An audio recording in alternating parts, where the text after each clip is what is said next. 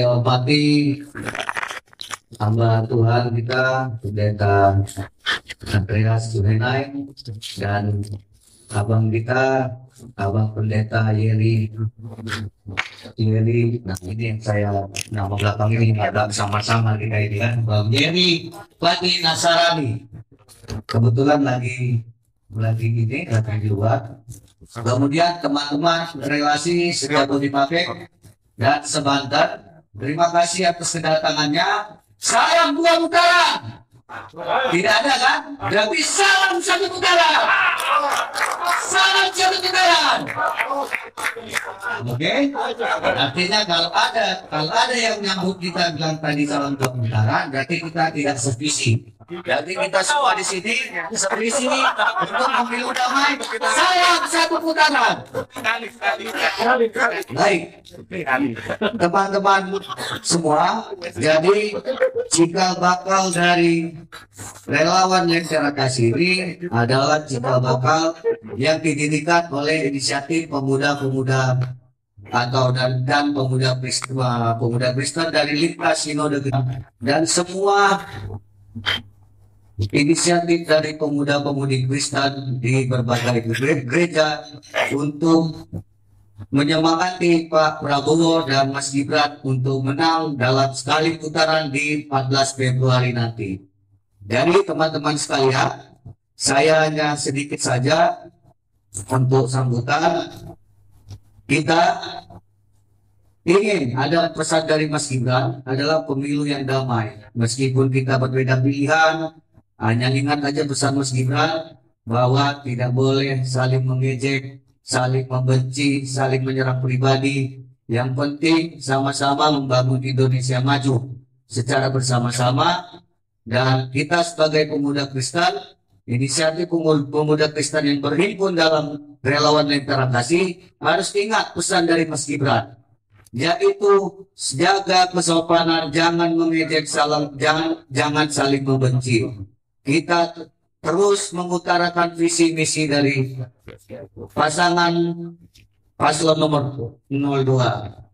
Jadi apapun, meskipun sebelah mengejek kiri, mengejek kanan, kita tetap konsisten. Apa yang menjadi visi misi Pak Prabowo dan Mas Gibran itu yang kita utarakan. Semangat teman-teman! Tinggal besok hari kampanye terakhir, kawan-kawan. Jadi setelah menjelang tanggal 11 sampai 14 Februari kita hanya berdoa. Jangan ada lagi kampanye, kita turut apa yang menjadi peraturan Bawaslu. Jangan sampai tindakan-tindakan kita digoreng oleh orang lain. Jadi kita cukup berdoa bersama-sama, ajak tetangga untuk berdoa. Jadi itu pesan dari Mas Gibran. Itu saja saya akhiri sambutan ini. Terima kasih. Salam sekali putaran. Prabowo Gibran menang. Dua kali aja menang ya. Oke? Itu ya. Salam Prabowo Gibran. Sekali putaran menang. Terima kasih. Shalom.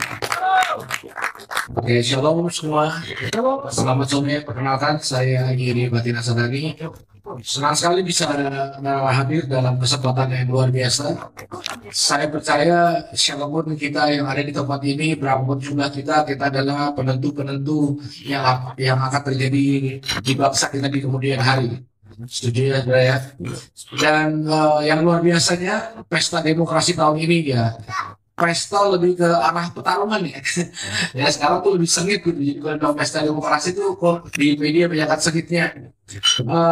Tahun ini tuh menurut saya luar biasa karena apa?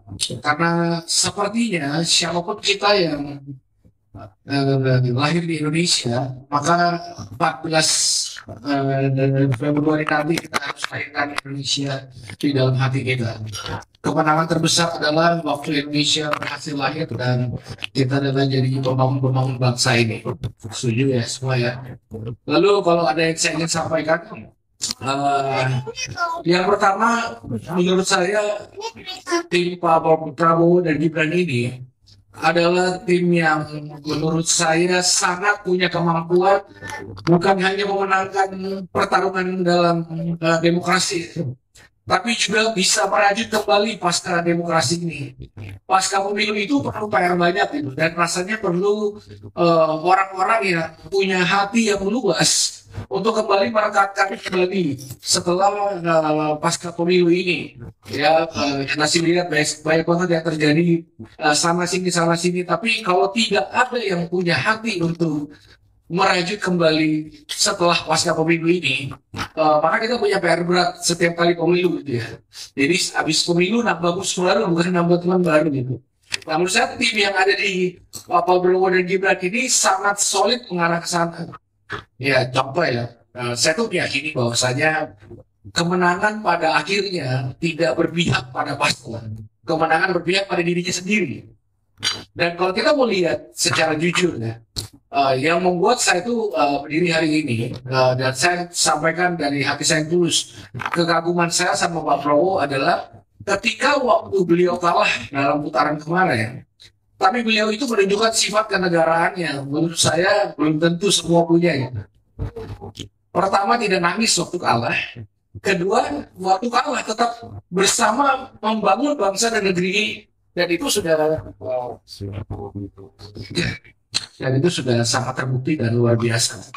Jadi menang kalah seakan bukan menjadi sebuah patokan, tapi kecintaan dan kontribusi akan bangsa ini menjadi sebuah dedikasi yang luar biasa yang menurut saya sangat perlu diapresiasi, dan kenapa enggak didoakan untuk bisa memimpin dalam pemerintahan selanjutnya. Lalu saya juga melihat tim yang ada dalam Prabowo Gibran ini, terutama timnya Gibran, ya banyak kawan-kawan saya juga, banyak milenial influencer yang sebenarnya bergabung, mungkin datang dengan berbagai kepentingan juga, tapi pada akhirnya visi dan misi akan membuat orang jatuh cinta sama Indonesia dan akhirnya kembali lagi dengan apa yang dia punya untuk membangun Indonesia ini di kemudian hari. Jadi waktu kesempatan pertama kali ketemu di Kota ya, saya sampaikan bahwa timnya Mas Gibran ini adalah tim yang bukan hanya bisa memenangkan pertarungan, tapi juga merukunkan setelah menang, mendamaikan, lalu mengajak semua itu bergerak dengan sebuah semangat bahwasanya ada kepentingan yang lebih besar dari ego kita sendiri, yaitu kepentingan bangsa ini, dan itu sangat penting dimiliki oleh anak-anak muda. Nah, makanya saya juga melihat ke depan, Bapak Ibu, nggak bisa dipungkiri bangsa ini akan menghadapi bonus demografi, betul ya. Artinya di kemudian hari anak-anak muda di Indonesia ini akan tampil dan bertarung dalam kualitas yang luar biasa. Sebentar lagi kita akan lihat pertarungan hebat antara anak-anak muda. Artinya nanti akan kelihatan mana yang tidak siap, mana yang siap. Jadi feeling saya nih, mungkin nanti pas zaman demografi itu akan banyak orang-orang buka usaha kayak bikin ijazah palsu atau apa yang curang-curang, karena banyak orang tidak siap bertarung dengan fair play di nanti pertarungan demografi. Nah, butuh pemimpin muda yang punya kompetensi untuk mengcounter jet, sehingga kacamata anak muda ini menjadi sangat penting untuk kemajuan Indonesia di kemudian hari itu. Orang boleh bilang gimana pun Mas Gibran, tapi nggak bisa dipungkiri secara usia dia dibutuhkan untuk sejarah Indonesia di kemudian hari. Mungkin di kemudian hari kita butuh banyak kebijakan baru, kita butuh regulasi hukum yang baru yang menyesuaikan dengan bonus demografi ini, sehingga bangsa Indonesia jelas menjadi bangsa yang sangat unggul dan luar biasa, sehingga bangsa Indonesia ini kembali menjadi, dalam tanda kutip ya, macan Asia, macan dunia yang punya kompetensi yang luar biasa mempengaruhi sampai bangsa-bangsa ini. Jadi ya saya melihat bahwasanya pertama, bonus demografi ini membutuhkan pemimpin muda untuk bisa mengcounter regulasi-regulasi yang ada gini. Contoh, karena saya selain melayani Tuhan dan seorang pendeta, saya juga seorang konselor adiksi. Saya menghabiskan waktu saya hampir 20 tahun untuk mendampingi pecandu narkoba yang ada di Indonesia. Itu kayak nggak ada habisnya tuh. Nggak ada habisnya sampai hari ini. Dan salah satu yang dibutuhkan, dan saya sudah sampaikan juga dengan pada Mas Gibran langsung di pertemuan pelataran kemarin, Indonesia butuh regulasi hukum. Indonesia butuh matanya anak muda untuk mengurangi gap sosial sehingga Indonesia akan menjadi bangsa yang paling siap ketika demografi nanti. Nah, makanya saya rasa kombinasi antara Pak Prabowo dan Gibran ini punya bargaining yang sangat kuat. Bukan hanya untuk merukunkan kembali setelah pasca pemilu, ya, dan membangun bangsa ini dengan baik, tapi yang kedua juga mempersiapkan sesiap-siapnya seluruh Nusantara di semua aspek untuk demografi ini. Saya mau tutup dengan ini. Saya yakin semua kita di sini cipta Tuhan, apapun agama dan kepercayaan kita. Saudara, kalau kita cipta Tuhan, kita harus belajar mencintai yang Tuhan cintai. Apapun itu. Indonesia, paslon yang lain, pendukungnya, yang menghina mungkin. Kita nggak bisa hanya mau mencintai Tuhan, tapi tidak mau mencintai apapun yang Tuhan cintai.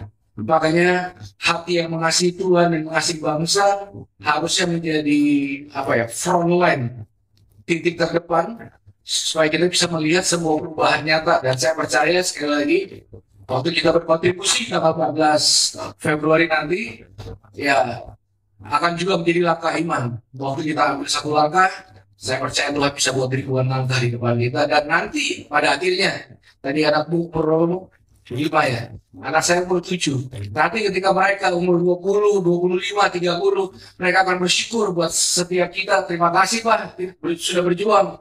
Terima kasih sudah mewarnai bangsa ini. Terima kasih sudah memberikan landasan dan fondasi untuk hal-hal positif bisa mendarat di tempat ini. Dan tidak tertutup kemungkinan nanti anak-anak inilah yang akan berbicara di depan banyak orang sampai suaranya terdengar.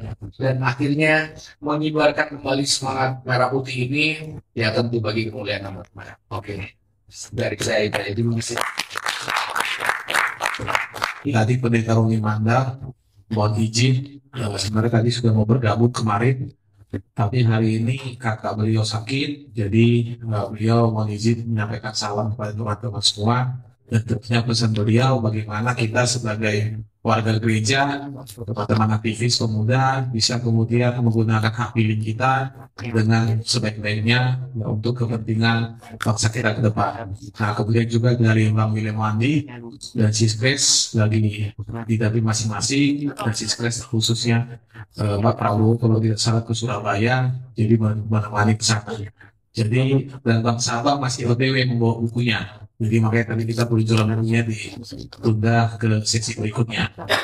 Nah, apa teman-teman yang mau kita bahas di sini, testimoni dari saya, tentunya dengan semangat tema tadi dari kegiatan ini, pemilu sekali putaran untuk Indonesia yang rukun, yang damai dan maju. Nah, kenapa kemudian tema ini saya tanyakan ke teman-teman relasi yang kemudian diangkat di dalam kegiatan hari ini? Karena kita punya keinginan bagaimana hiruk-pikuk politik yang sangat ramai beberapa bulan ini bisa segera selesai.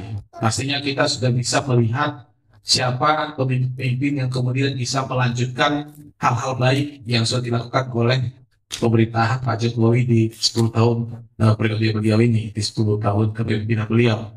Tentunya kita juga bisa melihat bagaimana yang kemudian punya visi untuk kepentingan keberagaman, kemajemukan secara khusus karena di sini banyak teman-teman muda yang fokus juga kepada isu-isu anak muda. Tadi malam saya dengan beberapa teman-teman mantan ketua umum dari Cipayung Plus itu mendampingi Mas Gibran di Bandung. Dan dalam pertemuan itu banyak yang bertanya tentang apa fokus komitmen dari Prabowo Gibran terhadap generasi muda. Nah, ternyata Mas Gibran sangat banyak menceritakan soal UMKM, bagaimana supaya UMKM naik kelas, tentang LPDP, tidak hanya menyasar kepada segmen mahasiswa secara umum, tapi ada semacam kebijakan yang lebih khusus kepada para aktivis. Aktivis yang biasanya memberikan seluruh hidupnya untuk pergerakan dan sedikit waktunya untuk kuliah. Tapi setelah lulus, ya dia benar-benar memberikan dirinya untuk kemajuan masyarakat dan bangsa. Nah, tentunya mereka ketika lulus punya keinginan untuk lanjut S2. Nah, bagaimana supaya diberikan peluang untuk bisa kemudian mengikuti beasiswa dari pemerintah. Nah, kalau dulu waktu zaman saya masih di GMKI ada namanya beasiswa Menpora. Kemarin kami sampaikan kepada Mas Gibran, banyak sekali aktivis itu GMKI, HMI, BMI, BMKI dan lain-lain itu bisa kuliah S2 di UI, di UNDI, UGM, USU dan lain-lain itu karena beasiswa Menpora ini. Nah, cuma sejak tahun 2018 sampai sekarang, kalau nggak salah tahun 2019 itu sudah ditiadakan beasiswanya. Nah, beliau menampung itu dan juga ada program soal vokasional, ada program juga terkait pengembangan masyarakat tentang digital dan lain sebagainya. Itulah tentunya ketika generasi muda yang menjadi pemimpin, dia lebih memiliki perspektif yang sama dengan kita-kita yang generasi muda juga. Nah, ini yang harus kita sampaikan kepada teman-teman kita yang lain, karena generasi milenial, generasi Z, itu sekarang hampir 60% teman-teman dari pemilih yang akan datang di tanggal 14 Februari 2024. Nah, tentu kita bisa mendengar banyak hoax, banyak hal-hal negatif yang beredar di media, ujaran-ujaran kebencian, informasi yang belum tentu benar, tapi kita sebagai generasi muda tentunya bisa memfilter mana informasi yang baik, yang valid. Kalau jangan-jangan ini informasi ini masih kita ragukan, kita bisa cari lagi pembandingnya, sehingga teman-teman tidak terpapar dengan info-info yang hoax dan justru bisa menyebarkan informasi yang benar tentang paslon-paslon yang sedang maju sekarang ini, 01, 02, dan 03. Nah, yang terakhir juga teman-teman yang saya mau menyampaikan kepada kita semua, kita harus melihat tidak hanya Indonesia dalam tahun 2024, 14 Februari kita akan menghadapi pemilu, tapi bagaimana ini adalah bagian dari perjalanan panjang bangsa ini untuk bisa menjadi negara yang mandiri, negara yang bisa menyiapkan generasi itu menjadi generasi yang kuat, yang kemudian bisa berdiri sama tinggi dengan negara-negara lain. Dan apa yang kita lihat teman-teman selama 10 tahun kepemimpinan Pak Jokowi, dia bisa membuat program-program yang membuat negara lain itu akhirnya sama dengan Indonesia. Hilirisasi teman-teman, saya kebetulan dari orang teknik ya, ini yang sebenarnya selama ini dicoba tidak dimaksimalkan oleh pemerintah kita karena tekanan yang sangat besar dari negara-negara luar. Mereka ingin mengambil SDA kita, sumber daya alam yang mentahnya, mereka olah di luar, dikirim balik ke sini sudah jadi, harganya sudah berkali lipat, tidak ada nilai tambah sedikit pun yang kemudian bisa kita dapatkan selain ya mentahnya saja begitu sebagai bahan mentah. Tapi dengan adanya hilirisasi teman-teman, tahun depan itu smelter ada teman-teman dari Papua ya, itu smelter Freeport itu sudah jadi di Gresik. Kalau target itu tahun depan. Kalau sudah jadi, yang selama ini puluhan tahun itu dikirim mentah-mentah keluar, tembaga emas itu keluar, mulai tahun depan hampir 30% kalau tidak salah, yang dari semua yang selama dijual keluar itu diolah semuanya di Indonesia. Baikkan lapangan pekerjaan, nilai tambahnya bagi perekonomian kita. Nah, yang kedua itu adalah nikel, teman-teman. Itu yang selama ini bertahun-tahun, puluhan tahun itu dijual ke Cina, ke Eropa. Itu dengan sejak tahun 2019-2020 itu kita olah di smelter kita. Itulah yang menambah pemasukan kita bisa semakin tinggi pendapatan kita. Sehingga kita bisa bertahan di masa pandemi COVID. Bisa menjaga pendapatan perekonomian kita. Nah, belum lagi sawit, teman-teman. Selama ini dijual aja begitu saja, sekarang sudah bisa menjadi B20 kalau tidak salah atau B30 biodiesel, dan itu yang selama ini ditentang oleh negara-negara di Eropa. Mereka bilang sawit ini begini, dan begini, padahal belum tentu seperti itu. Dan akhirnya sekarang kita bisa membuat biodiesel, bahkan punya target sampai B50 dan seterusnya. Itulah beberapa hal manfaat dari hilirisasi. Nah, bahkan untuk nikel misalnya, terus tadi emas, tembaga, kita masih hilirisasinya pun masih belum sampai yang kehilir sekali. Artinya yang masih dari hulu ke tengah-tengah saja itu sudah meningkatkan perekonomian kita. Bentar lagi dengan adanya pabrik baterai, ada pabrik mobil, mau dibangun dan lainnya, kita sudah sampai ke jadinya yang paling terakhirnya. Baik kalau industri apa yang kemudian bisa dibangun, dan teman-teman juga bisa kemudian menambah pekerjaan, menambah pendapatan bagi kita semua. Nah, tentunya apa yang dilakukan ini tidak cukup hanya 10 tahun, teman-teman, oleh pemerintah Pak Jokowi, sehingga kemudian haruslah pemimpin yang memang punya visi untuk melanjutkan, karena kita punya mimpi besar Indonesia Emas 2045 itu 100 tahun Indonesia, kita sudah bisa menjadi negara maju. Dan saya sampaikan kepada Mas Gibran dalam beberapa pertemuan, yang maju itu jangan hanya kota-kota Jakarta saja, jangan Surabaya saja, jangan Medan, jangan Makassar, tapi teman-teman yang ada di jauh, misalnya di Sulawesi Utara yang sampai ke perbatasan Talaut Sangihe, kemudian juga yang di Rote, yang ada misalnya di pegunungan Wamena, itu juga merasakan kemajuan. Yang ada di pedalaman sampai Nias sana, sampai Toba sana, yang sampai Kalimantan, yang sampai di dalam-dalamnya, itu juga mengalami kemajuan.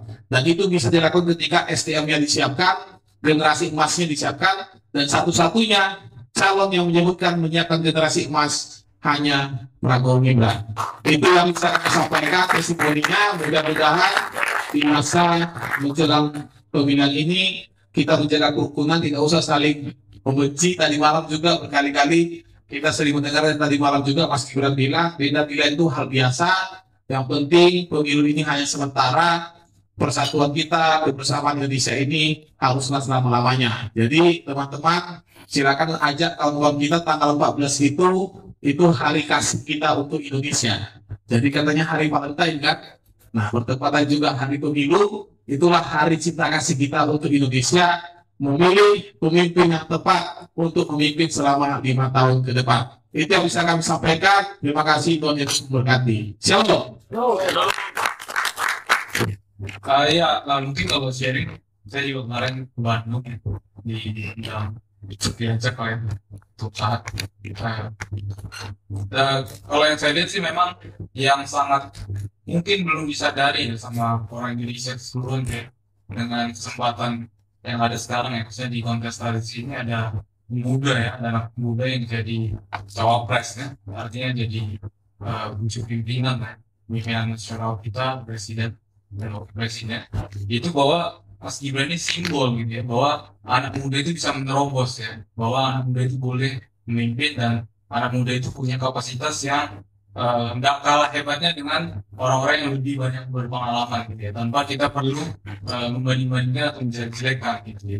Dan menurut saya yang luar biasanya ya, kalau saya sendiri secara pribadi melihat ada pertumbuhan gitu ya di Mas Gibran sendiri gitu. Jadi waktu saya lihat kemarin itu juga saya meyakini bahwa Mas Gibran siap gitu ya. Dan selama ini kalau saya juga, saya sering mantengin Twitter gitu ya, atau X gitu ya, itu serangan lawan dari saya dari 01 atau 03 ya, kalau intinya yang nggak suka sama calon 02 itu ngeri gitu ya. Tapi yang saya salut gitu, dan menurut saya harus jadi teladan anak muda, bahwa Mas Gibran ini sendiri nggak cepat emosi ya, tersinggung gitu.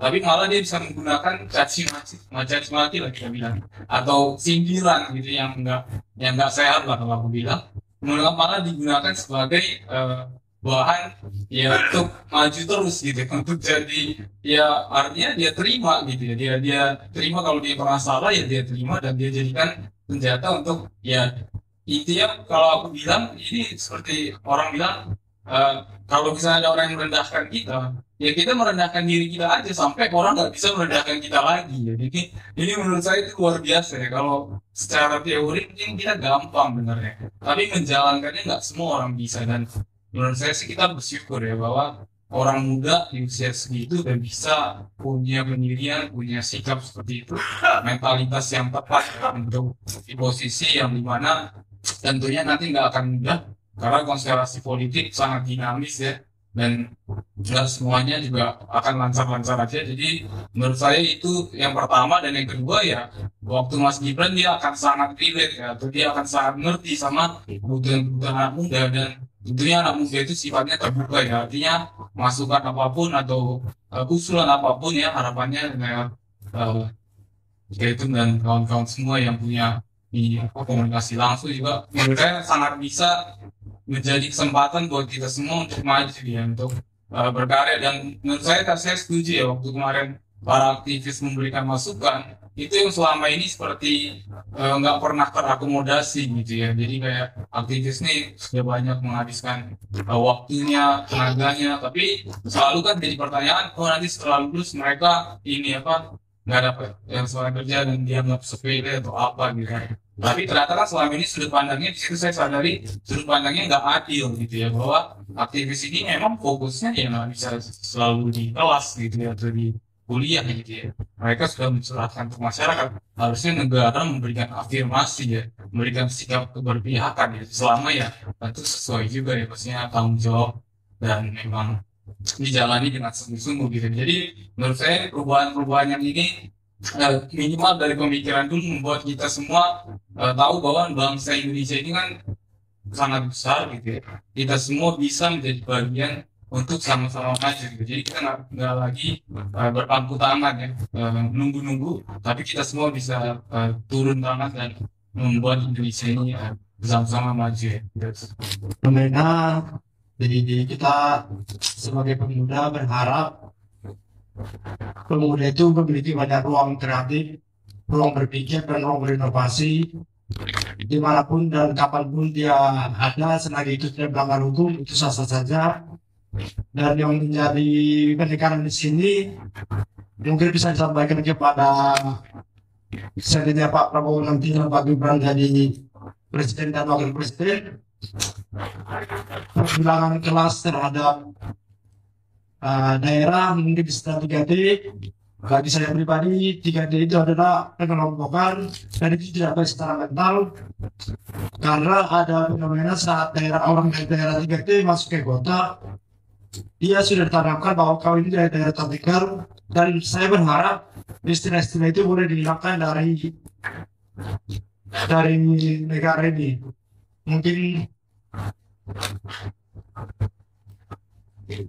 Mungkin dari saya sendiri itu yang bisa saya sampaikan. Terima kasih.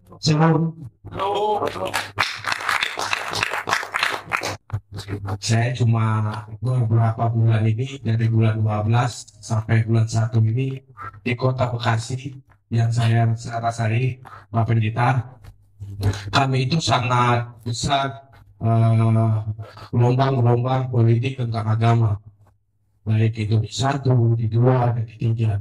Tapi secara pribadi, bukan karena saya mendukung 02, itu selalu 02-nya yang dijeleki, baik itu dari segi agama.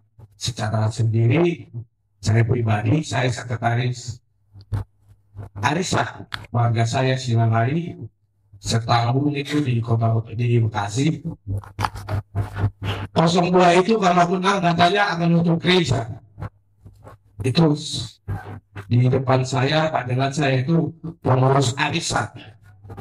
Saya bilang sama orang tua saya, karena saya masih muda, termasuk muda lah masuk arisan keluarga saya ini. Opung dari mana? Tentang pileg ini opung masuk bawa agama. Jangan bawa agama tentang pileg dan pilpres. Jadi masukan saya, pertanyaan saya kepada ketum sama Pak Pendeta, kiranya Pak Prabowo sama Mas Gibran jadi presiden, khususnya kami Jawa Barat dan Kota Bekasi, perizinan gereja mohon dibantu dengan peraturan menteri. Kalau bisa peraturan menteri itu dipersempit, jangan sampai menteri. Karena saya semenjak jadi ketua organisasi Kristen di Kota Bekasi, sudah saya survei dari 300 gereja, kami itu cuma 80 yang punya izin. Sangat sulit izin itu. Saya pribadi merasa kayaknya saya nggak kuat menjadi ketua pemuda itu. Padahal saya kader mahasiswa, kader pergerakan. Tapi setelah saya memegang pemuda itu saya nggak kuat. Jadi itu tolong sampaikan kepada Pak Prabowo, Mas Gibran, kalau bisa dihapus tentang SK 3 Menteri itu dalam perizinan gereja, terutama kami khusus di Jawa Barat dan di Kota Bekasi. Terima kasih. Saya pribadi mendampingi secara pribadi beberapa gereja yang ditutup Salah satunya adalah KBP yang ada di Cirebon, seperti itu. Ya, aku dampingin, aku fasilitasi juga ke DPR waktu itu, sudah ada mediasi dan sebagainya. Sebenarnya angin segarnya adalah perkataan Pak Jokowi ya, bahwa konstitusi itu di atas kesepakatan. Nah makanya tapi ternyata secara regulasi itu sulit sekali itu. Makanya perlu sebuah perubahan signifikan yang mungkin diinisiatif oleh apa ya, bukan cuma daerah aja gitu. Nah, waktu saya melihat apa yang Mas Gibran lakukan di Solo ya mungkin nggak segampang dalam global nasional, tapi itu semangat mengembalikan trust rakyat gitu. Masih ada loh yang istilahnya berani intervensi gitu, kayak zaman Gus Dur dulu kalau di sekolah di tembok bongkar temboknya. Nah sebenarnya diperlukan sebuah makanya kalau lihat mekanisme hukum atau regulasi hukum ke depannya yang diprakarsai oleh dua sudut pandang, milenial dan orang dewasa pada umumnya, termasuk dalam sektor religi, keagamaan. Makanya saya juga mendorong teman-teman Kristiani gitu. Kita bayar listrik aja itu urusan politik, bayar air itu urusan politik gitu. Nah banyak banget sekarang kan teman-teman yang pasif gitu. Pasif tapi komplain kenapa nggak seperti itu. Nah makanya dengan menurut saya dengan program-program yang ada itu akan ada namanya pencegahan dan juga menurut saya penanggulangan, sehingga yang diedukasi misalnya nih bukan cuma gimana caranya gereja itu dapat izin, tapi gimana juga gereja-gereja ini diajar untuk bersilaturahmi secara kebangsaan gitu. Saya 2006 gereja pernah ditutup di Cempaka Putih, dibuat petisi, sekian banyak orang petisi, dari sekian banyak ada 5 atau 6 yang udah meninggal tapi ada tanda tangannya. Makanya menurut saya kekristenan ini juga perlu kontribusi yang dilakukan sehingga nyata gitu, nggak cuma wacana-wacana aja, terutama di Jabodetabek ya. Jadi kalau saran saya sih rasanya, karena saya tuh pernah nyoba sana sini juga, kayaknya perlu sesuatu yang sifatnya lebih tegas gitu, bukan wacana-wacana doang gitu. Dan saya rasa nggak tertutup kemungkinan itu bisa dilakukan oleh paslon nomor 2 gitu, yang menurut saya kompetensinya ada gitu. Kalau dari saya sih. Dari saya pertama juga soal penjaga toleransi tadi. Waktu itu yang ada Bang Yeri, ada pendeta Jessica Kristen, kita bertemu dengan Mas Gibran. Beliau sampaikan tentang kejadian di Solo, ada makam yang dirusak oleh beberapa anak sekolah. Kebetulan makam itu makam dari umat Kristen, Protestan dan Katolik. Itu langsung Mas Gibran turun cari sekolahnya mana yang mengajarkan ajaran-ajaran radikal, dan kemudian meminta supaya mengubah ajarannya atau tidak ditutup. Nah, begitu juga ada gereja yang disegel di Solo, itu langsung didatangi oleh ormas radikal, itu langsung didatangi. Dan saya sangat ingat pesan beliau di hadapan puluhan pendeta dan cendekiawan Kristen. Saya mengajak anak-anak saya untuk mengikuti kegiatan hari raya dari setiap agama supaya mereka tahu bagaimana indahnya tentang kemajemukan beragama. Dan saya siap berdiri di depan untuk menjaga toleransi di Indonesia. Nah itu yang pesan yang beliau sampaikan. Dan Pak Prabowo sendiri juga, kita melihat keluarganya sendiri adalah keluarga yang majemuk. Saya pernah bertemu Pak Hasim, nah dan dia menceritakan ya secara berapi-api bagaimana komitmen kebangsaan yang harus terus dijaga di Indonesia. Menjadi bicara tentang, dan tentu kita lihat juga ada Pak Jokowi juga yang walaupun tidak menyatakan secara tersurat, tapi ya tentunya kita melihat memberikan restu dukungan kepada Pak Prabowo dan Gibran, dan tentunya juga meminta supaya komitmen kebangsaan itu bisa dijaga. Tapi kan di lapangan tentunya tantangannya tidak sesemudah itu, tidak sesederhana itu. Nah itulah tentunya bagaimana kita memastikan tidak hanya bicara pemimpin presiden wakil presiden teman-teman, Tapi di pemilu nanti di tanggal 14 Februari kita juga akan memilih siapa yang akan menjadi anggota DPR RI kita, DPRD kita, provinsi, kabupaten, kota. Dan tanggal bulan November, tanggalnya saya masih belum, saya lupa. Itu kita akan memilih siapa gubernur kita, siapa wali kota dan bupati kita. Nah, mereka juga punya peran. Jangan juga dikit-dikit ada masalah di bawah, Bang, langsung disalahkan presiden wakil presiden. Tentu harus kita proporsional. Peran semua pemimpin-pemimpin ini, mulai dari tingkat pusat sampai daerah, harus diberikan tanggung jawab yang sama, yang sesuai dengan porsi mereka masing-masing, supaya isu-isu tadi, masalah toleransi, masalah terkait kemiskinan, masalah terkait pemerataan pembangunan, itu benar-benar ditanggung menjadi beban bagi ya para pemimpin. Jangan semua dibebankan ke satu atau dua orang. Sama seperti di organisasi. Kalau kita hanya bebankan ke satu orang, ya hancur pasti organisasi. Tapi bagaimana ketika beban kerja, tanggung jawab itu bisa dibagikan bersama. Nah, itu juga yang harus kita bangun di pemerintahan kita. Nah, kemudian yang kedua, yang tadi merespon juga beberapa teman sampaikan tadi, kita melihat juga bagaimana kita ingin agar ada progresivitas dalam kebijakan-kebijakan yang dilakukan oleh pemerintah. Dan generasi muda ini kan terbiasa untuk tidak dibatasi terlalu kaku dengan aturan-aturan. Tapi tentu aturan juga harus kita jalani. Nah, harusnya dalam penyusunan kebijakan, peraturan ke depan, baik misalnya di tingkat pemerintah pusat sampai ke daerah, generasi muda aspirasinya harus juga diikut sertakan. Nah, sehingga kebijakan apakah masalah soal pendidikan, kesehatan, masalah tentang pengembangan lapangan pekerjaan dan lain apapun itu, ada segmen yang kemudian melibatkan generasi muda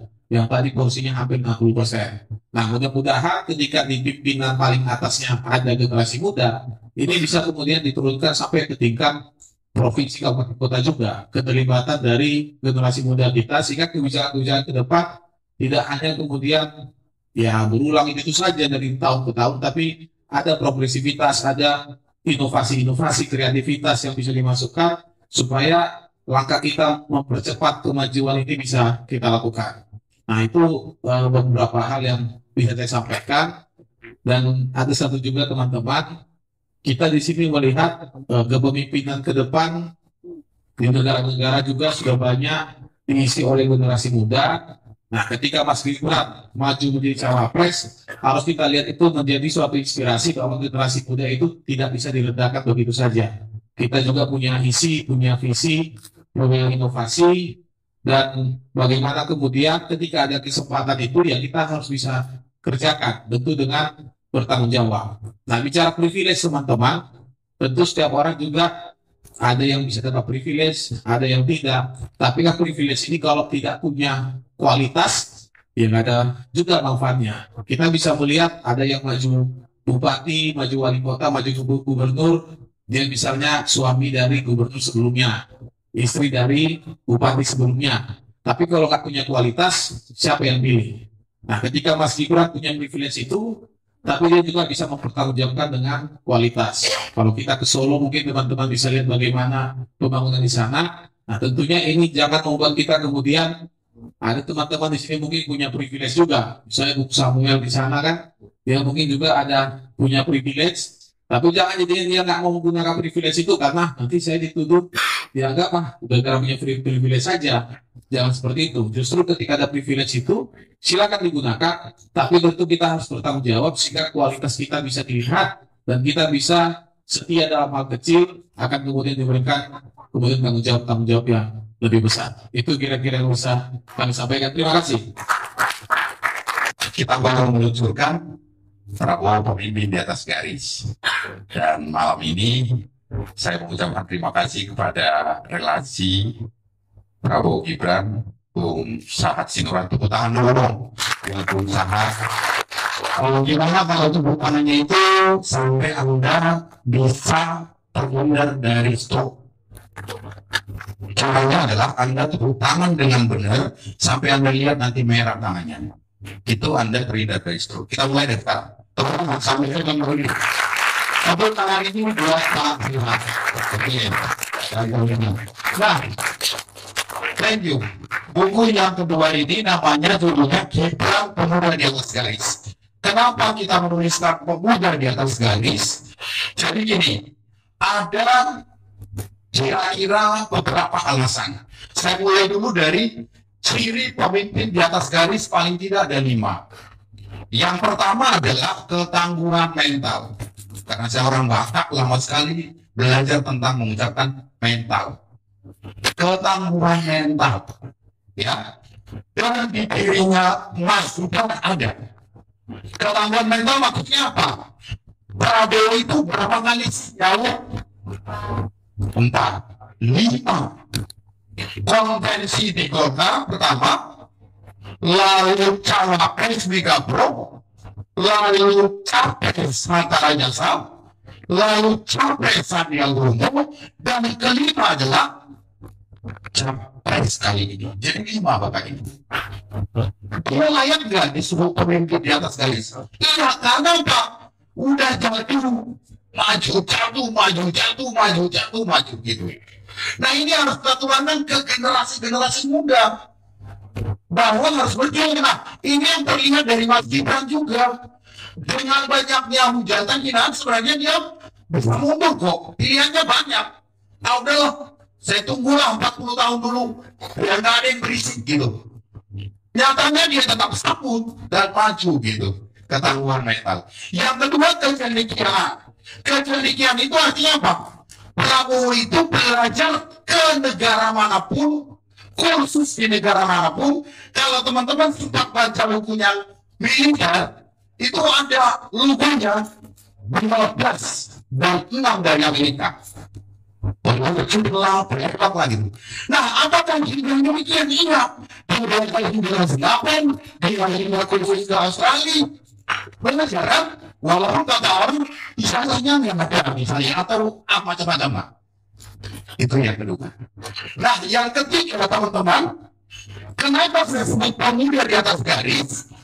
Tadi ketum Dewan Pembina Relasi bersama kita bagi bahwa DNA itu kalau tidak dipantik, tidak dirawat, dia salah arah, teman-teman.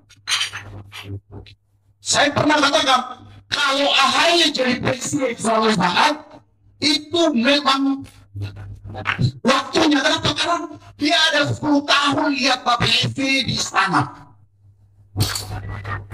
Jadi setiap hari bisa dia dengan mudah masuk istana. Sementara kita nggak mudah. Maka otak bawah sadarnya sudah menerima pesan-pesan seperti pemimpin. Dia melihat juga kita. Tapi boleh nggak dia menolak? Boleh. Salah jalan misalnya. Nah, teman-teman, apakah saya adalah pemuda yang sial ayah saya nggak jadi presiden, nggak jadi bupati, nggak jadi gubernur? Enggak. Kita punya keberuntungan masing-masing. Nah, kalau anak kita dari anak mau seperti Pak Gibran, kita mulailah dari ayah dan ibunya. Nah, jadi di buku ini kira-kira itu, sorry tolong diangkat, John, ada pesan buku lagi. Nah, yang keempat, teman-teman, ini sebagai penutup aja, rezekinya luas. Nah, kata-kata dikira cukup rupanya suruh, itu tanda. Ada 10 yang ngejek Gibran, tapi ternyata berbondong-bondong yang memuja. Bisa ya, kita tangkap pesannya di situ. Rezeki yang luas itu artinya apa? Tidak hanya emas perak, tidak hanya rekening, tapi sahabat yang banyak, anak buah yang banyak, teman yang banyak. Wah, itu rezeki juga, gitu. Nah, jadi di atas garis. Nah, teman-teman kalau punya kesempatan nanti silahkan baca bukunya. Tidak lebih dari 1,5 jam.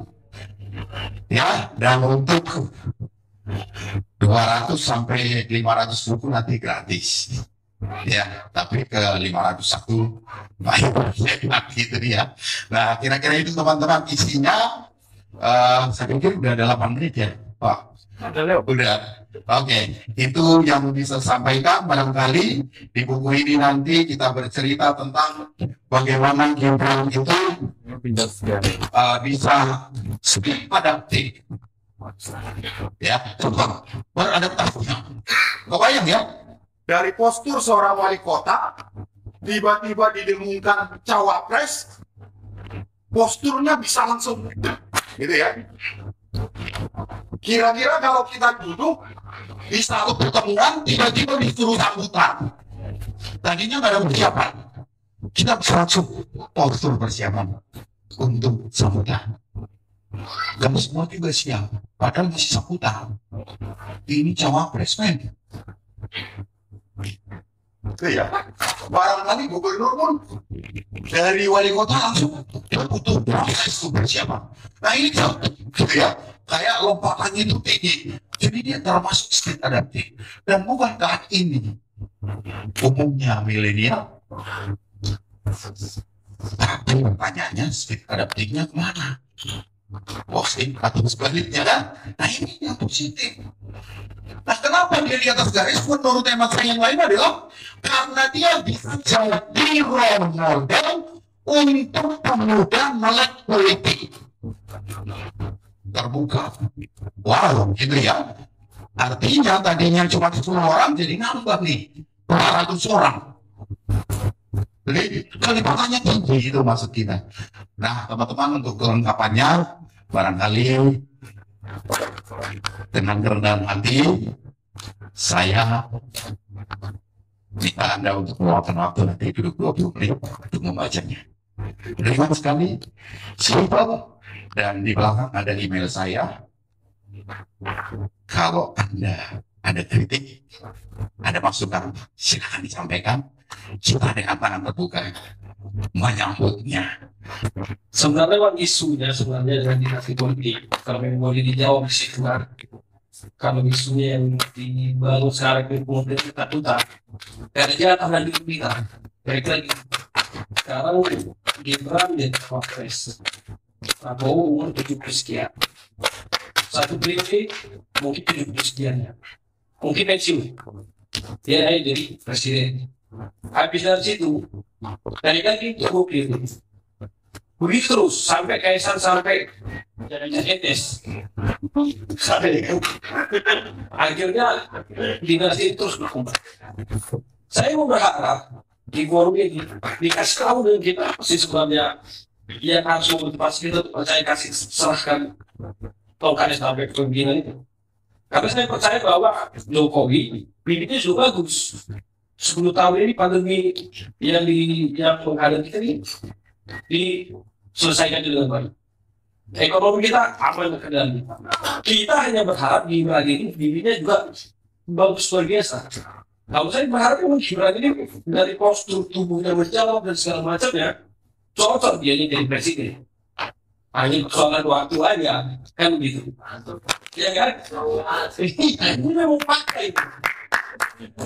Tapi saya mau ini lagi itu tuh sebab kedua untuk ketua pembina relasi. Tadi saya mau sampaikan sebenarnya untuk anak muda terpisah sebenarnya udah lakukan kuliah mahal, kerjanya apa? Ya kan? Apalagi sekarang ada naikes ya, banyak suratnya. Sekolah kebidanan mahal. Tapi jadi bidan susah. Sekolah keperawatan mahal, jadi perawat susah. Sarjana hukum pun banyak kali, tapi hukum tak pernah selesai. Maksudnya begini, Pak Ketua, kalau memang boleh disampaikan begini, bolehlah kita didengungkan kayak sebelah satu keluarga satu sarjana, tapi setelah sarjana mau ngapain? Harusnya di manajemen lah. Setelah kuliah kita selesai, kita dapat pekerjaan yang bagus. Artinya nggak usah banyak kalau sarjana, SMK ini dibanyakin nggak apa-apa. Jangan jadinya kuliah pertanian kerja di daerah baru. Ya kan? Ini logika pikirnya nih. Kuliah di sarjana teknik, besoknya jadi pengacara. Tapi ada satu lagi, banyak pelacuran intelektual. Yang saya maksud, di manage lah baik-baik pendidikan kita ini supaya jangan udah UKT paham, ya kan? Supaya outputnya pun bangga buat kita melihat anak-anak ini adalah maju. Ini dua hal yang saya sampaikan, satu untuk Bang Sarop, satu untuk ketua kita Saksi Lurah. Terima kasih. Jadi pendekatannya tadi berarti tadi pertanyaannya diubah, pendidikannya di manage, berarti kita doainlah kalau nggak sahat saya jadi dirjen vokasional gitu ya, jadi Kemdikbud, supaya bisa mengubah arahnya kan gitu, karena dirjen vokasional kan bisa dari luar, nggak harus yang ASN mulu nih misalnya gitu. Lalu dinasti itu tadi sambungannya, adakah di dunia ini yang tidak dinasti? Ada. Saya pengen punya anak, rumahnya ke siapa lagi? Anak saya. Coba ada nggak anggota DPR yang sudah 4 periode lalu ada di DPR tidak mencalonkan anaknya jadi caleg? Nggak ada. Nah ini harus kita luruskan bahwa setiap orang tua di dunia pengen anaknya lebih hebat dari dia. Titik. Minimal satu benar. Setuju ya di situ. Jadi kalau benar nggak dia membangun dinasti, saya juga bangun dinasti, Anda juga. Masa semangat lebih kemuliaan saya daripada anaknya? Gak mungkin. Dia saya bisa bilang gila. Bang Sapa, anakmu sekolah ini, terus anakmu ajaran dia minggu, gak perlu. Gila kamu. Kan gitu. Nah, jadi, lalu kalau nanti Gibran jadi presiden, 10 tahun lagi jadi kaisar, 10 tahun lagi. Teman-teman, setiap zaman punya tantangan dan setiap tantangan punya zaman. Artinya apa? Zaman kemarin 10 tahun lalu, Jokowi itu harus bagus dan dia bisa menjaga sampai hampir akhir periode. Masalah ada yang nggak suka, kita tabulasi berapa persen, gitu kan? Karena sebaik-baiknya Tuhan ada iblis yang membangkang. Setuju ya? Udah tua lo masih ada yang bangkang, apalagi Jokowi. Kira-kira gitu kan? Apalagi Gibran, ya pasti banyak nggak suka. Nah tugas saya dan Bro untuk meyakinkan para pemilih yang mengatakan dinasti sedang berjudi politik dinasti di negeri ini. Kepala desa dipilih, yang pilih siapa pertama? Istrinya, anaknya. Kalau nggak dipilih istrinya sama anaknya, dia tadi nyalon. Maka dia yang menang. Jadi jawabannya apa? Kita memang harus berjuang untuk membuat generasi kita lebih baik. Siapa generasi kita? Anak kita itu. Jadi kalau Jokowi akhirnya mempersiapkan terlepas bagaimana kemarin sering jadi capres ada karena ini dipasangkan dengan ini nggak siap, karena ini udah nggak waktunya lagi membahas itu. Sekarang dia udah resmi jadi cawapres, dan tanggal 14 Februari nanti kita akan buktikan rakyat lebih dominan memilih mereka atau enggak, tinggal itu. Nah kalau ternyata rakyat memutuskan suaranya dia yang dipilih, dinastinya hanya disu, hanya gorengan saja, kira-kira gitu. Nah saya lebih suka apa sih kelebihan cawapres nomor 3, apa sih kelebihan cawapres nomor 1, saya lebih suka itu. Nah lalu karena saya agak-agak pro ke Prabowo Gibran, ya saya cari tahu apa kelebihannya. Kira-kira begitu, Bro. Jadi kalau ditanya politik dinasti, karena kamu nababan, nanti calon bupati di area saya, ada yang curhat, istri kamu. Kira-kira gitu kan? Kecuali suratnya mengawinkan anakku dengan anakku. Berubah lagi. Dinasti ya? Pasti. Selesai kita kan? Kira-kira gitu. Friend. Mudah-mudahan nggak terjawab supaya tetap ada diskusi. Kita negara demokrasi. Jadi yang namanya dinasti atau apapun itu kan biasanya di kerajaan. Kalau saya dari mulai itu misalnya bawahnya keluarga nanti. Ada keluarga bapaknya hakim. Dia ingin anaknya hakim juga. rupanya nikah juga dengan hakim, punya cucu hakim, calon hakim lagi. Ini kan keluarga keluarga dinasti. Kalau saya bilang keluarga hakim. Ada bapak mamanya pengacara, anaknya juga jadi pengacara. Ya apa salahnya gitu? Ada juga notaris. Bapaknya sampai tua jadi notaris di situ, ya dia pingin nanti harus notarisnya apa? Karena banyak kliennya dan semua ya anaknya. Nah itu salah nggak? Ya itu kan hal yang biasa gitu. Kalau bahasanya buah jatuh tidak jauh dari pokoknya. Kalau di Alkitab juga ya memang kaderisasi paling pertama ya mengkader anak kita sendiri. Baru kita bicara makanya namanya kader biologis. Ada kader ideologis.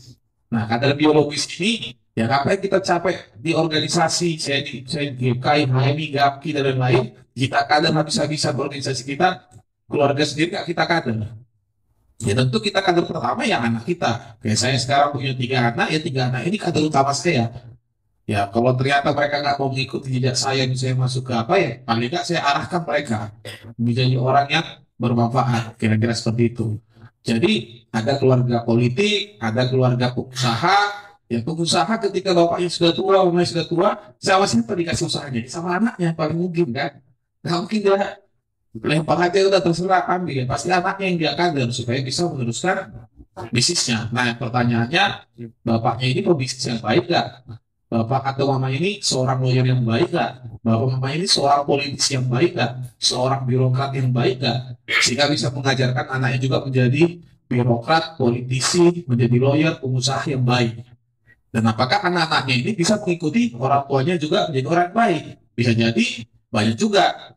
Ketika bapaknya atau ibunya bagus dalam memimpin apapun lah, tadi mau bisnis dan lain-lain, ternyata anaknya nggak bisa mengikuti. Jadi tadi privilege itu tetap harus diikuti oleh kualitas. Kalau enggak ya sudah terbuang juga. Dia mau jadi pebisnis, hancur bisnisnya. Kan sering begitu. Generasi kedua, generasi ketiga, tiba-tiba sudah generasi berapa, bisnisnya hancur. Nah, jadi itu menurut saya suatu ya siklus itu aja. Ketika kita menjadi orang yang berkeluarga, ya kita pasti ingin anak-anak kita bisa berkembang baik. Dan anak-anak kan kayak saya dulu waktu kecil, mimpi saya pertama itu jadi insinyur sipil, karena bapak saya sipil. Nah, teman-teman juga pasti itu, yang dilihat pertama apa saya cita, ya, bapaknya polisi. Ya mungkin yang dia bilang ya jadi polisi. Nah, itu hal yang wajar menurut saya. Nah, dan yang kemudian yang kita bisa lihat ya, balik lagi. Memang berapa orang berjuta-juta rakyat Indonesia sudah hampir berapa tahun kita, 78 ya? 78. Berapa presiden kita?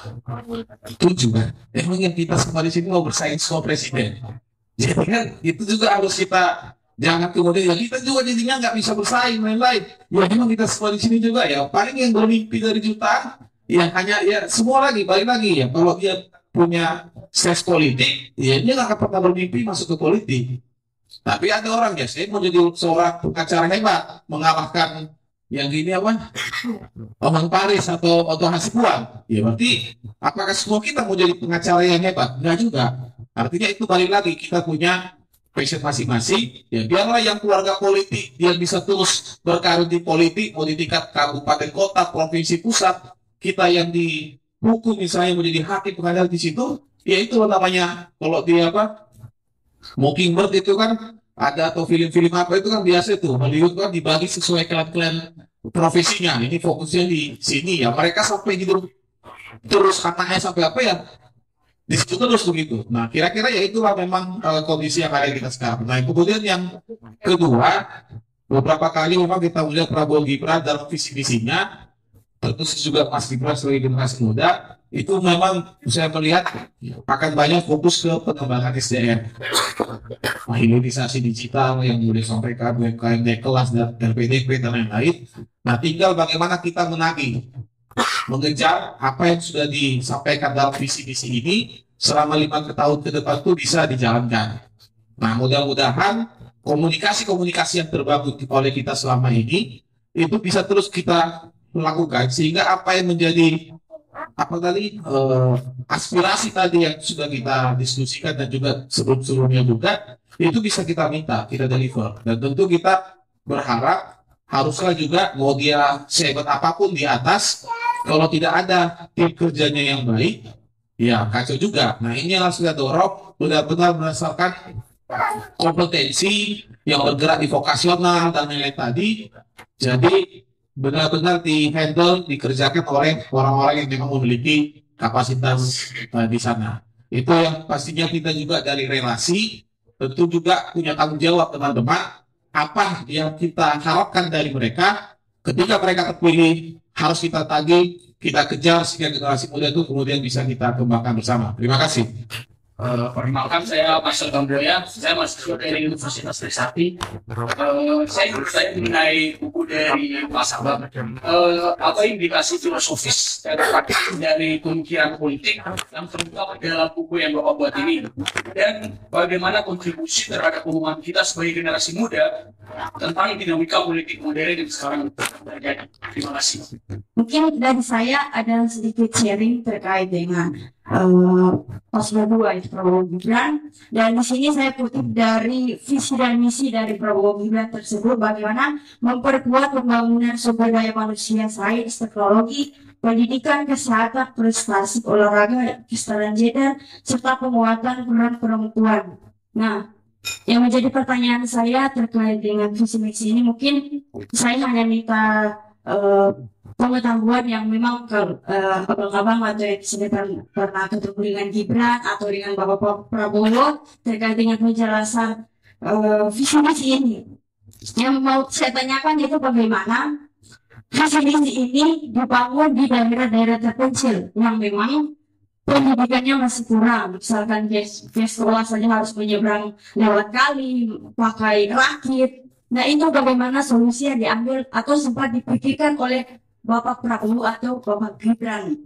Kemudian terkait dengan kesehatan, bagaimana di sana masih ada masyarakat yang masih sakit, kemudian tingkat pelayanan juga masih minim. Nah, bagaimana solusi yang bisa diambil dari calon presiden dan wakil presiden ini.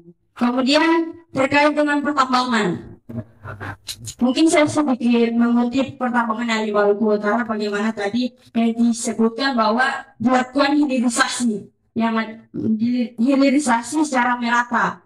Nah, bagaimana dengan misalkan industri berbasis agro, bahan tambang dan mineral serta berseismik dan batu bara. Dan di sana di Maluku Utara itu ada pertambangan terkait dengan nikel dan juga emas. Nah, bagaimana hilirisasi ini dibangun supaya pencemaran lingkungan itu, supaya pertambangan itu terhindar dari pencemaran lingkungan. Pencegahan apa yang dilakukan oleh Prabowo Gibran nanti ketika hilirisasi ini dibangun di desa-desa yang memang masyarakat masih membutuhkan lahan untuk bertani, masyarakat masih membutuhkan laut untuk mereka melakukan pencaharian untuk menjadi nelayan. Nah, bagaimana yang solusi yang harus mereka ambil. Kemudian terkait dengan krisis perumahan. Nah, mungkin yang kita lihat di seputaran Jakarta saja masih banyak masyarakat Indonesia yang memang tidak memiliki rumah. Bagaimana dengan kehidupan mereka? Kita baru berbicara terkait dengan masyarakat yang sudah memiliki rumah. Dan bagaimana, apakah Prabowo Gibran sempat memikirkan program yang harus dilakukan kepada masyarakat yang ada di daerah Jakarta ataupun di sekitaran Jakarta lah. Dan terkait dengan pelecehan seksual, apa sih solusi yang diambil dari Prabowo Gibran terkait dengan mengatasi pelecehan seksual yang masih memarak yang ada di Indonesia. Kemudian yang terakhir terkait dengan UMKM, tadi sempat dibahas, dan UMKM yang akan dibangun oleh Bapak Gibran. Nah, UMKM seperti apa sih yang akan dibangun di daerah-daerah terpencil? Itu menjadi pertanyaan saya. Dan yang terakhir tadi mungkin pertanyaan ini ditujukan kepada Abang Sarban Silaban terkait dengan tanda 5 pemuda di atas garis. Nah, tadi yang Bapak sebutkan itu baru 2, yaitu ketangguhan mental dan kecendekiawan. Nah, apalagi sih yang 3 itu? Itu saja, terima kasih. Selamat Menjawab ya, karena kita juga punya batasan dalam hal memahami tentang visi misi tersebut, tapi tentu itu menjadi agenda-agenda ke depan yang harus kita kawal, karena beberapa isu itu saya sepakat. Misalnya bagaimana ketika ada pembangunan tadi bicara soal tambang, bicara terkait pengembangan inilah sumber daya alam yang lain, itu jangan sampai kemudian aspek lingkungan, aspek masyarakat yang ada di sekitar itu tidak diperhatikan. Nah, yang saya dengar dalam beberapa kali termasuk dalam debat Capres, ada kebijakan-kebijakan yang tentu harus tetap diberikan untuk memastikan keberlanjutan ekosistem ini bisa dijaga. Jangan sampai eksploitasinya itu habis-habisan, tapi setelah itu akhirnya ya dibiarkan terbengkalai. Nah, ini tentu agenda-agenda khususnya kita anak muda ya, karena bicara Indonesia ini bicara masa kini dan masa depan. Nah, masa depan ini kan kita teman-teman, sehingga tadi isu-isu itu harus kita kawal bersama. Nah, kemudian juga bicara tadi masalah isu perempuan. Nah, kemarin itu juga saya mendengar beberapa kali Bapak Prabowo juga sempat menyinggung contoh tenaga kerja kita, TKI kita yang ada di Malaysia itu mendapat pelecehan, kemudian oleh pemerintah Malaysia dituduh dia itu melakukan pembunuhan karena dilecehkan, akhirnya dia membunuh majikannya. Nah, kemudian ketika Pak Prabowo mendengar dari aktivis perempuan adanya WNI kita, tenaga kerja kita yang kemudian mau dihukum mati, beliau langsung melakukan advokasi. Nah, kita bisa melihat ke luar negeri saja itu dilakukan tentu dengan biaya tidak kecil, meng-hire jaksa untuk bisa dinyatakan bebas. Apalagi kalau terjadi pelecehan misalnya di pekerjaan atau apapun yang ada di Indonesia, saya rasa juga pasti pemerintah seharusnya, dan kalaupun kemudian ini menurut kita belum, ya kita nanti yang tentu mengejar agenda-agenda tersebut harus dilakukan. Jadi aspirasi tadi sebagai besar itu saya sepakat juga, dan itu nanti catatan-catatan tadi itu boleh juga disampaikan ke kita ya, supaya ke depan juga kita bisa kawal bersama. Dan sangat bagus tadi, sangat kritis hal-hal yang tentu harus kita lakukan. Ada lagi yang tadi belum dijawab karena cukup banyak tadi. Coba. Kalau nggak salah dari satu, tapi saya belum ada.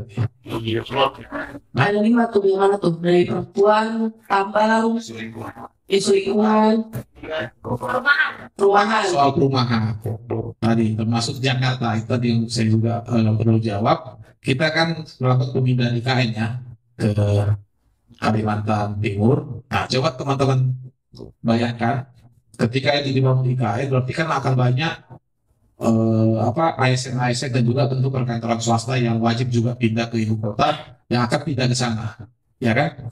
Pertanyaannya, kantor-kantor pemerintah kita yang ada di Jakarta jadikan apa? Kantor kementerian kan banyak tuh, di Gatot Subroto, di Sudirman, banyak itu kan, di Tamrin, di Medan Merdeka dan lain-lain, itu kan bakal ditinggalkan semua. Kalaupun ada tinggal perwakilan. Nah, apakah itu hanya jadi kantor yang kosong? Nah, beberapa kali saya sudah diskusi juga dengan tim TKR menghadapi tadi masalah perumahan kita. Nah, itu sangat bagus ketika itu kemudian dirubah menjadi bangunan rusunawa atau tsunami, sehingga kita yang banyak pekerja yang mungkin tinggalnya jauh dari kerjanya Jakarta Pusat, Jakarta Selatan, Jakarta Barat, Jakarta Timur, tapi tinggalnya mungkin sampai ke Depok, sampai Sekjen kita itu sampai ke Maja. Ada yang sampai Bekasi, ada sampai ke jauh kan, padahal kerjanya di pusat kota di Jakartanya. Nah, akhirnya kan apa? Kantor-kantor yang sudah ditinggalkan ini, karena sudah pindah IKN, ya itu perlu dibangun rumah ke atas kan, ke vertikal. Nah, ini kan contoh satu solusi sebenarnya yang tidak hanya menjawab bicara pemerataan pembangunan, masalah Jakarta pun akhirnya bisa terjawab dari situ. Kesulitan kita kan mencari lahan-lahan kosong di pusat-pusat kota yang kemudian bisa dibangun rumah ke atas vertikal, apartemen atau rusunawa-rusunami. Nah, pemindahan IKN ini salah satunya bisa menjawab, sehingga apa? Kita yang sudah bekerja di Jakarta tidak perlu lagi mencari tempat tinggal kita terlalu jauh sampai menghabiskan apa? Pertama, itu menghabiskan waktu yang kita misalnya teman-teman jam 5 atau jam setengah 5 kita sudah harus berangkat ke tempat pekerjaan. Nah, sampai di tempat kerja kita pulang jam 5, jam setengah 4, atau jam setengah 5 dan seterusnya, baru sampai ke rumah lagi jam 7 sampai jam 8. Itu menghabiskan waktu, menghabiskan juga tenaga. menghabiskan data. Kenapa? Biaya kan. Bayangkan kalau di luar negeri sana, saya beberapa kali melihat di TV, kemudian pernah ke Singapura, Cina, itu tinggal jalan kaki. Dari tempat tinggal naik transportasi ya kurang lebih berapa belas menit atau apa sudah sampai. Tidak habis waktu 1 jam, 2 jam, 3 jam. Yang ketiga apa? Kualitas hidup dengan keluarga. Bahkan dia pagi-pagi subuh sudah harus meninggalkan anak-anaknya. Pulang juga anak-anaknya sudah tidur. Tidak ada waktu yang berkualitas bagi keluarga. Jadi pemindahan IKN ini teman-teman sangat banyak aspek nanti yang bisa kemudian jika kita kritisi, kasih masukan yang meningkatkan kualitas hidup masyarakat Jakarta. Itu yang menurut saya kenapa kemudian saya sendiri sebagai generasi muda sangat mendukung pemindahan IKN ini bisa dilakukan. Selain itu aspek pemerataan pembangunan justru juga meningkatkan kualitas hidup masyarakat yang bekerja tinggal di Jakarta sekitarnya. Itu yang bisa saya tambahkan. Terima kasih. Dari cewek cantik dulu. Tadi ada 5 ini. Ternyata baru 2 ya. Karena selalu pengen langsung tanggal 14 nomor 2 gitu. Lalu yang kedua berarti pesertanya memang sangat konsen ya. Yang pertama ketahuan mentalnya. Yang kedua kecerdikiaan. Yang ketiga ilmu mengabdi. Lihat deh caranya Gibran menyalam mampu, menyalam Caimin setelah selesai debat, dan beberapa agenda yang lain. Dia bisa sampai nunduk gitu. Lalu di satu pertemuan yang digagas Bung Sahat, saya coba praktekkan ke Mas Gibran, saya nyalam dan nunduk, dia juga balik nunduk. Ini kan ilmu mengabdi, ciri ini, karena gestur lahir dari buah pikiran.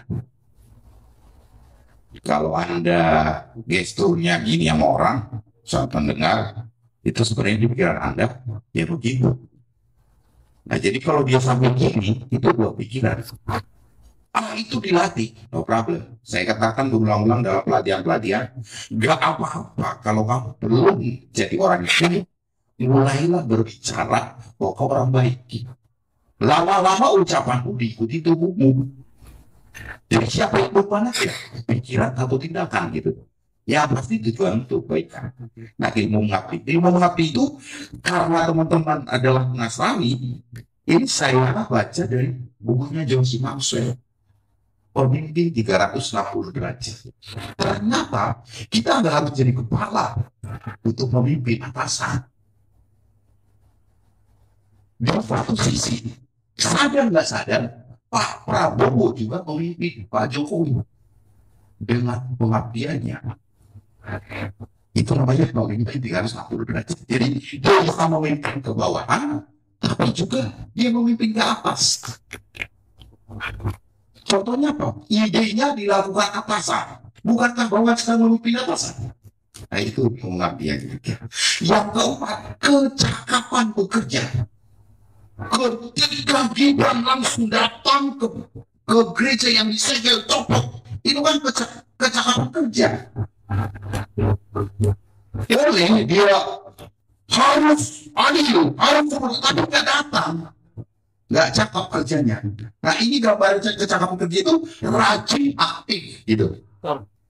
Ya kan? Begitu dia cawapres, kayaknya kemana-mana setiap hari Mas Gibran. 3 kali, 4 kali, 5 kali, 1 hari, 5 titik rata-rata. Itu kan kecakapan kerja. Jadi ketangguhan mental, kecerdikiaan, ilmu mengabdi, lalu kecakapan bekerja, dan yang terakhir tadi sudah saya sebutkan, rezekinya luas. Ya kan? Nah, tadi saya lompat 3-4-nya. Saya mau akhiri langsung gitu. Jadi rezekinya luas, masih mana rezekinya luas kan? Ya kan? Pemuda-pemuda udah nempel sekarang. Orang tua nempel juga kan? Itu rezeki. Nah jadi kalau ada yang ninggalin kita, ya rezeki berkurang juga itu berarti. Gak hanya dolarnya rezeki. gitu kan? Kalau sangat gak mau ngangkat telepon saya, berarti rezeki saya berubah juga. Kode maksudnya itu sudah diangkat. Langsung tahu beliau. Nanti tukar nomor gitu ya. Saya tes besok diangkat atau enggak. Nah itu pertanda rezekinya luas nggak gitu. Jadi rezekinya yes, boleh. Rezekinya yang turis ya. Tapi kan soal yang banyak, bawaan yang hormat, atasan yang sayang, bukan ada rezeki. Dan Gibran dari posisi itu. Dan Prabowo juga ada. Bukan berarti yang lain gaya. Porsinya yang saya lihat. Fokus saya kedua pasangan ini gitu. Kira-kira itu. Nah, bagaimana dalam politik modern ke depan? Aku pikir dia sudah menerapkan dengan digital, dengan baru. Karena arti modern itu menurut saya nanti adalah bukan kesesuaian ucapan dengan tindakan lagi. Itu sudah old. Tapi yang benarnya adalah tindakan Anda, ucapan Anda. Gitu kan? Jadi orang aja yang nerjemahin. Jokowi nggak cocok jadi presiden, udah merusak. Tapi begitu dia turun ke daerah, berpondong-pondong orang. Iya, Cal. Kita mau tiba membaca orang baik dilawan. Kira-kira itu nggak bisa. Jadi ada 1.000 orang bilang Pak Jokowi sedang menghancurkan demokrasi. Tapi begitu dia turun, 10.000 yang datang. Dibayarin kan. Masa setiap detik dibayarin? Gila. Mau berapa banyak anggaran kita cuma bayarin orang supaya ngomong berkontrol-kontrol. Taruhlah 2, 3, 10, 100 kali boleh deh. Dibuat anggaran, sebagian anggaran, kumpulin orang. Ini ribuan kali, 10 tahun ke semua tempat datang. Ada yang nangis, ada yang tiba-tiba lari, ada yang nyelamat tiba-tiba bukan itu mobil. Pasti skenario. Iya, adalah skenario mungkin dari pengawal 10, 20, 30 kali. Ya kan? Bisa jadi, anggap aja benar 30 kali. Tapi masa semuanya? Enggak. Kira-kira gitu. Jadi, kita tulis bareng nanti soal politik modern berarti, ya kan? Milenial ke depan itu gimana berpolitik? Aku punya bayangan 10 tahun lagi anak yang SMP udah nyoblos. Kok bisa? Karena putri saya 12 tahun udah bilang, ini temanku statusnya milih Prabowo. Memang kamu bisa nyoblos, nggak boleh ngomongin politik. Gitu. Jadi menurut saya 10 tahun lagi anak SMP men bisa jadi udah untuk diketoblos. Gimana? Karena kelas itu sekarang udah ngomongin. Udah ngomongin. Ya kan? Kata temanku, pabriknya nanti milihnya bukan Prabowo. Terus Gibran katanya. Ya sama aja sih maksudnya. Kira-kira gitu ya. Oke. Teman-teman, kalau kita berdiri, kita berikan kesempatan kepada Bung Samad Sinurat. Kita doakan makin sukses ke depan sebagai generasi muda. Buku ini bisa terbit dan tercetak atas bantuan beliau. Jadi teman-teman boleh dong kasih aplaus buat dia. Ini pemilihan saya dan dengan segala hormat Bung Samad yang meluncurkan ya dengan mengucap bismillah dan seterusnya agar buku ini resmi diluncurkan dan mudah-mudahan berdampak bagi nusa dan bangsa. Dan mudah-mudahan ada kesalahan saya dalam penulisan buku ini supaya bisa saya perbaiki kemudian.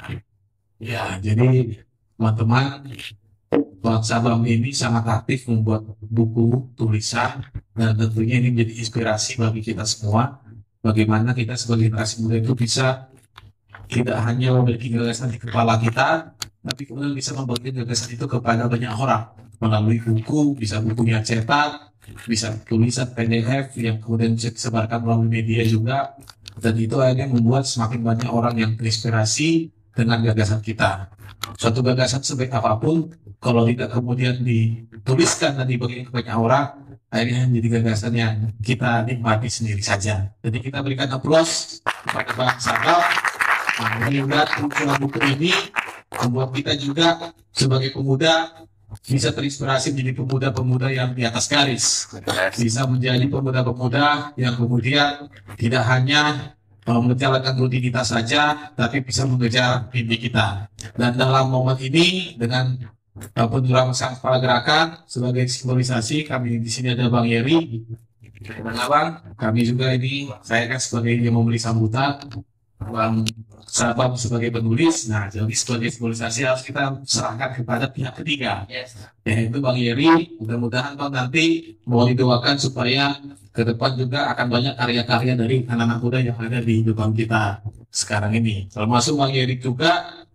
Satu orang gimana? Biar gua kita dari sini mereka. Sekjen relasi maju di depan ikut mengawal. Nah, jadi Bang Yeri ini juga sangat aktif teman-teman, memberikan dampak bagi kita. Kita juga harus doakan bersama supaya kemudian beliau terus bisa menjangkau banyak orang, jadi berkat, saluran berkat bagi banyak orang. Kita berikan tepuk tangan juga kepada Bang Yeri. Maka dengan nama sang kepala gerakan, sang Tuhan Yesus yang kita cintai bersama, kita meluncurkan buku Gibran Pemuda di Atas Garis pada hari Jumat 9 Februari 2024. Semoga ini jadi berkat bagi kita semua. Tuhan Yesus memberkati kita.